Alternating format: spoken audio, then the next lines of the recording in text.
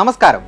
സാമ്പത്തികമായി പിന്നോക്കം നിൽക്കുന്ന മിടുക്കരായ വിദ്യാർത്ഥികളുടെ 8ാം ക്ലാസ്സിലെ കൊഴിഞ്ഞുപോക്ക് തടയുന്നതിനും സെക്കൻഡറി ഘട്ടത്തിൽ വിദ്യാഭ്യാസം തുടരാൻ അവരെ പ്രോത്സാഹിപ്പിക്കുന്നതിനും സ്കോളർഷിപ്പ് ലഭ്യമാക്കുന്നതിനായി ആരംഭിച്ച പദ്ധതിയാണ് national means come merit scholarship scheme അഥവാ NMMSS.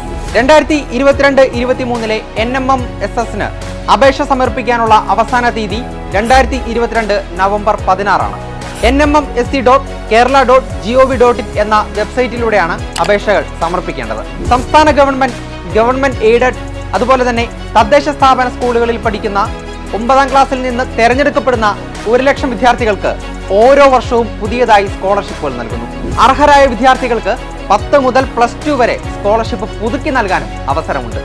9ാം ക്ലാസ്സിൽ സ്കോളർഷിപ്പ് ലഭിച്ച വിദ്യാർത്ഥികൾ നല്ല മാർക്കോടെ 10ാം ക്ലാസ്സിലേക്ക് സ്ഥാനക്കയറ്റം ലഭിച്ചിട്ടുണ്ടെങ്കിൽ സ്കോളർഷിപ്പ് തുടരും. 10ാം ക്ലാസ്സിൽ 60% മുകളിൽ മാർക്ക് വാങ്ങിയാൽ +2 വരെ സ്കോളർഷിപ്പ് തുടരാം. സ്കോളർഷിപ്പ് തുക പ്രതിവർഷം 12,000 രൂപയാണ്. രക്ഷിതാക്കളുടെ എല്ലാ സ്രോതസ്സുകളിൽ നിന്നുമുള്ള വരുമാനം പ്രതിവർഷം 3,50,000 രൂപയിൽ കൂടാത്ത വിദ്യാർത്ഥികൾക്ക് സ്കോളർഷിപ്പ് ലഭിക്കാൻ അർഹതയുണ്ട്.